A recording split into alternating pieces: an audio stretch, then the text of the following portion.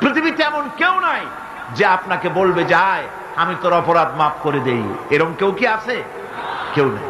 কিন্তু আল্লাহ পাক বলেন আমার কাছে ফিরে আয়, চুরি করেছিস ফিরে আয়, জিনা করেছিস, মদ খেয়েছিস ফিরে আয়, যত অপরাধ করেছিস ফিরে আয়। আল্লাহর কাছে বান্দা যখন তওবা করে গুনাহ করে মাফ চায়, আল্লাহ মাফ করে দেন। শুধু মাফ করেন না, শুধু মাফ করেন না, তার সাইয়্যাত গুলি আল্লাহ রাব্বুল আলামিন হাসানাত দিয়ে বদলায় দেন। সে যে গুনাহ করেছিল সেই গুনাহগুলি হাসানাত দিয়ে বদলায় দেন। তিনি এমন এক মহান সত্তা যার কাছে চাইলেই তিনি খুশি হন।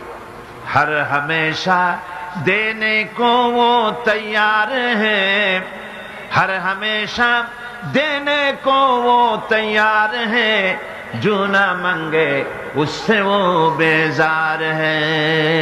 যে চায় আল্লাহ তারে বেশি করে দেন, যে চায় না আল্লাহ পাক তার প্রতি নারাজ হয়ে যান। সুতরাং চাওয়াটাই বেশি জরুরি।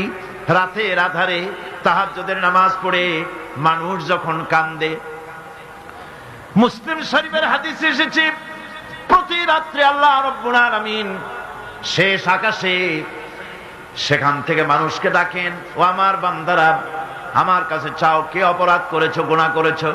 মানুষেরা ওই সময় যারা কাঁদতে থাকে আল্লাহ রাব্বুল আলামিন ফেরেশতাদেরকে সাক্ষী রেখে বলেন, দেখো আমার এই বান্দাগুলি কিভাবে কাঁদতেছে, আমারে দেখে নাই, আমার দুজক দেখে নাই, বেহেশত দেখে নাই, শুধু আমার ভয়তে, জাহান্নামের ভয়তে কোরআন হাদিস বিশ্বাস করে যেভাবে কাঁদতেছে আমি তোমাদেরকে সাক্ষী রাখতেছি, আমার এই বান্দাগুলিকে আমি রব্বুল আলামিন মাফ করে দিলাম। সুতরাং ঈমান মানুষকে এভাবে সমৃদ্ধ করে, ঈমান মানুষকে সমৃদ্ধ করে দেয়, তার সাহসিকতা বাড়িয়ে দেয়, তাকে হতাশা থেকে ফিরিয়ে তার মধ্যে আশার সঞ্চার করে দেয়। লা তাকনাতু মির রাহমাতিল্লাহ, আল্লাহ পাক বলছেন আমার রহমত থেকে মায়ুস হয়ে যেও না, নিরাশ হয়ে যেও না, আমার কাছে কাঁদো, আমাকে বলো, আমি জীবনের সমস্ত গুনাহ খাতাকে মাফ করে দেব।